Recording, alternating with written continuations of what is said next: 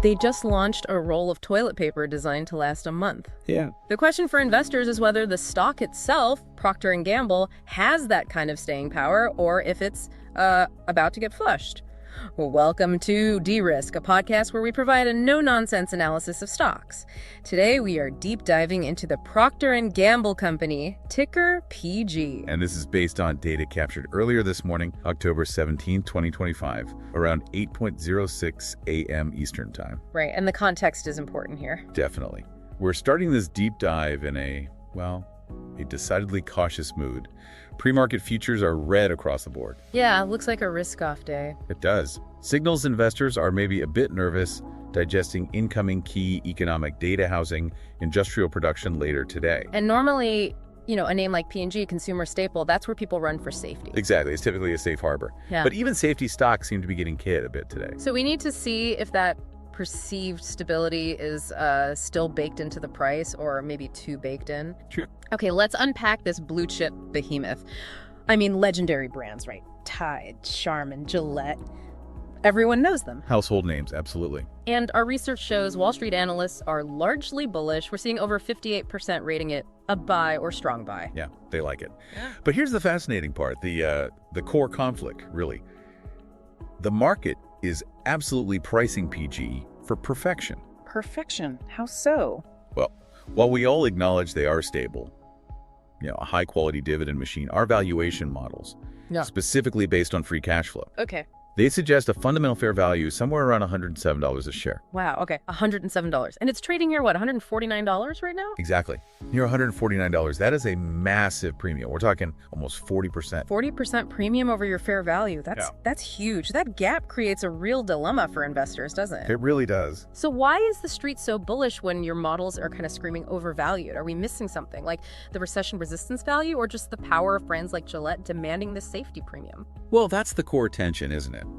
The market often does pay a premium for safety and predictability. P&G definitely offers that. Right. The question is always how much premium is too much. Right. And right now we are seeing, frankly, the steepest valuation gap in this stock in months. It suggests investors are paying, let's say, a luxury price, expecting nothing less than silk, not just reliable two-ply. Huh, nice analogy. So the stability is clearly priced in, maybe overpriced in. Perhaps too much so, yes. So if the fundamentals look stretched that far, the real question is, who's holding this thing up? Let's pivot a bit. What's the crowd sentiment actually doing, especially short term? Okay, yeah.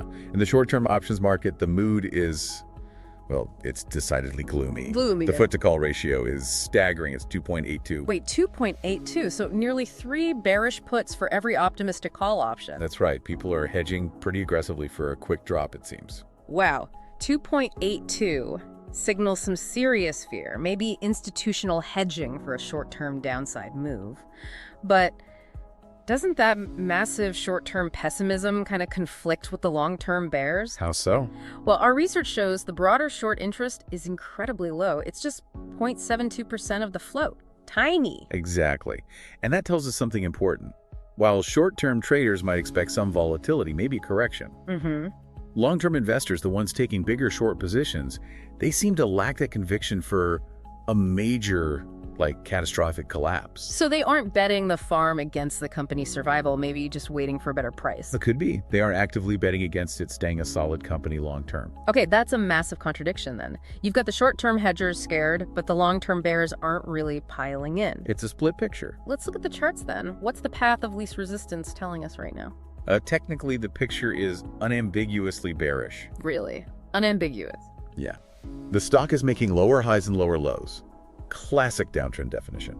And it's trading firmly below key trend lines, like the 50-day and 200-day moving averages. And volume, momentum. Well, those indicators confirm distribution is happening. Distribution. Okay, for listeners, what does distribution really confirm about the selling pressure? Break that down. Sure. Distribution basically means that the sellers are overwhelming the buyers on down days, often with higher volume.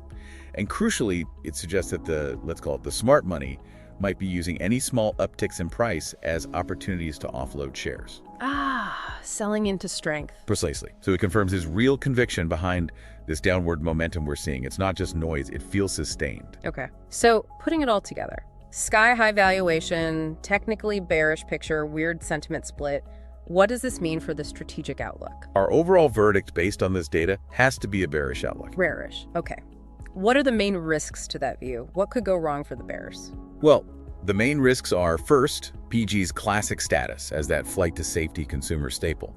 If the market really tanks, money could still flow into it despite the valuation. True. Old habits die hard. Second, you can't ignore the continued bullishness of those Wall Street analysts we mentioned. That can often cushion drops or slow them down. And maybe a short-term oversold bounce is possible too. Always possible, especially after a sharp move down. But for the bigger picture, the critical battleground level for the bulls, the line they need to reclaim to invalidate this bearish path, is a sustained close above $150.50. $150.50, got it. And if they can't reclaim that, Then the path of least resistance points lower. The bear target becomes a test of that major support level down around $140. okay, $140 on the downside, $150.50 on the upside as key levels to watch. That's the current setup. So to sum it up, P&G remains, phenomenal company, great brands, solid dividends, but that massive valuation premium combined with the current bearish price action suggests maybe watching it from the sidelines is prudent for now. Yeah, until the chart confirms a potentially safer entry point, perhaps. Makes sense. All right. That's all for this episode. Remember, this podcast is for informational purposes only and isn't financial advice. Do your own research or consult with qualified financial advisors before making any investments. Thanks for tuning in. Catch you in the next episode.